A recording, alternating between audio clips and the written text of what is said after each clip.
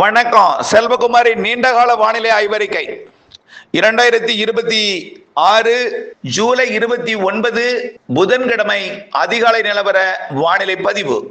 நாம எத்தனை நீண்டகால வானிலை அறிக்கை கொடுத்தாலும் இன்னும் நிறைய சந்தேகங்கள் இருந்துட்டே தான் இருக்கு.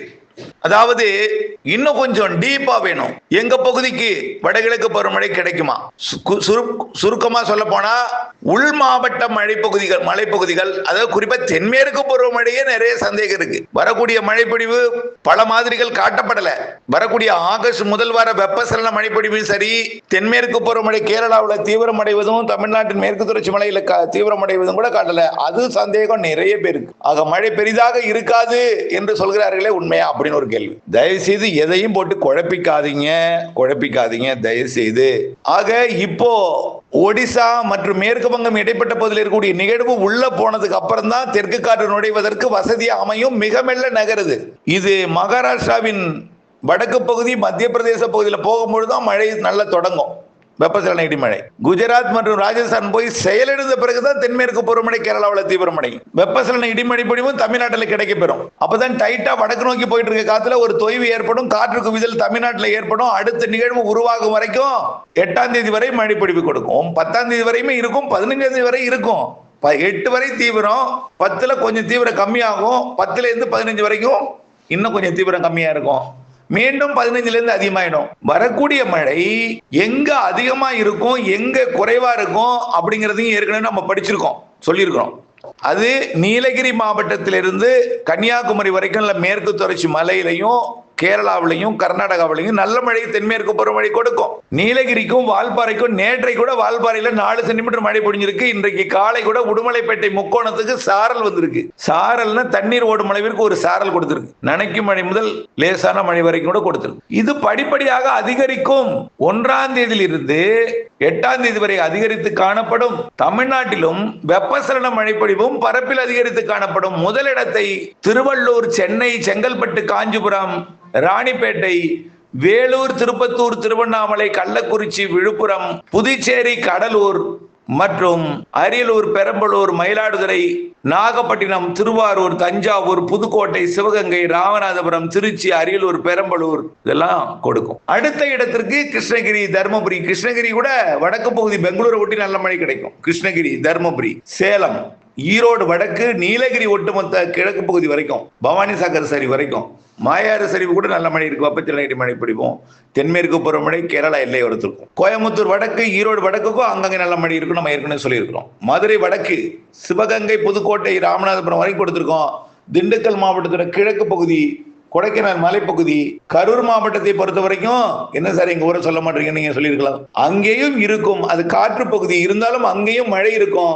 அங்கேயும் வெப்பச்சலன மழை இருக்கும். நாமக்கல் மேற்கு பகுதிக்கும் கரூர் மாவட்ட பகுதிகளுக்கும் குறைவாக இருக்கும். திண்டுக்கல் மாவட்ட மேற்கு பகுதி, திருப்பூர் மாவட்டம் ஒட்டிய திண்டுக்கல் மாவட்ட பகுதி, அந்த தாராபுரம் சுற்றுவட்டார பகுதிக்கும் மழை இருக்கும். ஆனா அதிகமா இருக்காது, குறைவா இருக்கும். அங்கேயும் மழை இருக்கும். அங்கேயும் அடுத்த சிஸ்டம் நல்ல அடுத்த ஒரு அமைப்பு நல்ல மழை பொழிவை கொடுக்கும். எப்பன்னு பார்த்தீங்கன்னா இந்த ஆகஸ்ட் 18க்கு மேல வர்றது. ஆகஸ்ட் எப்பொழுதுமே காற்று முக்கோணம் வரைக்கும், நெகமம் வரைக்கும் தான் சாரல் வரும். அதை தாண்டி ஆகஸ்ட் இறுதி, செப்டம்பர், அக்டோபர்ல தான் அதிக மழை கொடுக்கும். ஆகஸ்ட் இறுதி, செப்டம்பர் மாதம், அக்டோபர் முன் 15 தேதி 45 நாள் இந்த காற்று பகுதிக்கும் மழைப்பொழிவு கொடுக்கும். காற்று பகுதிக்கும் மழைப்பொழிவு கொடுக்கக்கூடிய நாள் செப்டம்பர், அக்டோபர், ஆகஸ்ட் இறுதியிலிருந்து. இப்ப இல்லைன்னு சொல்லல, இருக்கும். அதிகமா எதிர்பார்க்கிறாதீங்கன்னு சொல்றேன், புரியுதுங்களா? அதிக மழை என்பது அங்கேயும் அதிக மழை.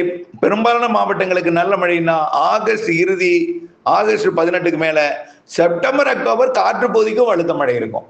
தூத்துக்குடி மாவட்டத்தின் கடலோர பகுதிகளுக்கும் ராதாபுரத்துக்கும் மழைனா அது செப்டம்பர், அக்டோபர். தென்மேற்கு பருவமழை இறுதி கட்டத்துல வலுவா இருக்கும்னு சொல்லிட்டே இருக்கும். பொறுத்திருந்து பாருங்கள், புரிய வரும், உண்மை வரும், உண்மை அறிய வரும், உண்மை புரிய வரும். நிச்சயமா செப்டம்பர், அக்டோபர் அதிக மழை, செப்டம்பர், அக்டோபர் அதிக மழை, காற்று பகுதிக்கும் மழை. திரும்ப திரும்ப திரும்ப சொல்றாங்க. அதுதான் எல்லா மாவட்டங்களுக்கும் உண்டு. மேற்கு தொடர்ச்சி மலை மற்றும் கேரளா, கர்நாடகாவில் பாதிக்கும் மழை கூட செப்டம்பர்ல பிற்பகுதியும் அக்டோபர் முற்பகுதியும் இருக்கு.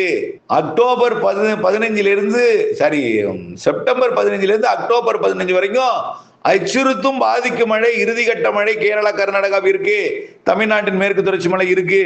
அக்டோபர் மாதம் 15 தேதி வடகிழக்கு பருவமழை தொடங்கியது போலவே தென்மேற்கு பருவமழை சும்மா அப்படியே என்ன சொல்றது நிகழ்வு வடகிழக்கு பருவமழை தொடங்கியது போல ஆந்திர பிரதேசம் அருகே நிகழ்வு வந்து ஆந்திர பிரதேசம் தெலுங்கானா வழியா நிகழ்வு பயணிச்சு நல்ல மழை பொழிவை கொடுப்பதற்கு சாதகம் இருக்கு. கேரளா கர்நாடகா தமிழ்நாட்டின் மேற்கு தொடர்ச்சி மலை, தமிழ்நாட்டிலும் வளிமண்டல சுழற்சி இணைத்துக் கொண்டு வடகிழக்கு பருவமழை மாறியே செப்டம்பர் அக்டோபர்ல மழை இருக்கும்.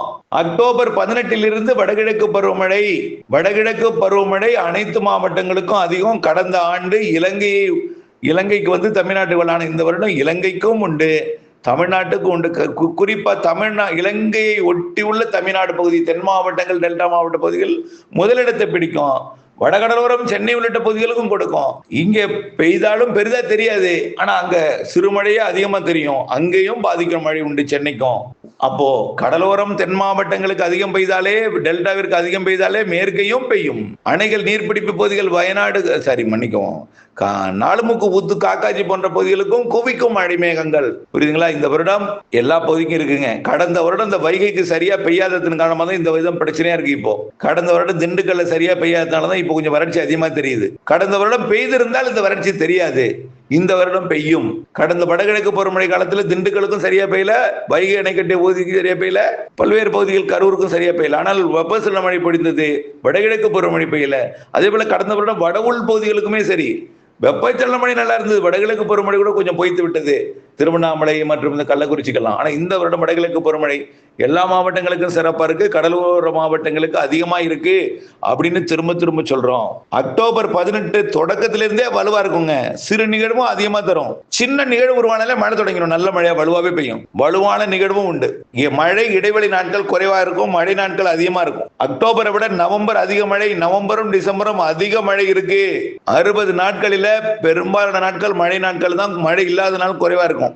கண்டிப்பா இந்த வருடம் தேக்கும் வகையில, நிரப்பும் வகையில, உடைப்பெடுக்கும் வகையில, அதாவது எதுக்கு நான் சொல்றேன்னா உடைப்பெடுக்கும் வகையில்னா ஏரி குளங்கள் கரைகளை வலுப்படுத்த வேண்டும், ஏரி குளங்களை நிரப்ப வேண்டும், நிரப்பிய நீரை உடைப்பெடுப்பாமல் பாதுகாக்க வேண்டும், நிறைய நீரை சேமிக்க அகலப்படுத்த வேண்டும், ஆழப்படுத்த வேண்டும், கரைகளை வலுப்படுத்த வேண்டும் என்றுதான் நம்ம திரும்ப சொல்லிட்டே இருக்கோம்.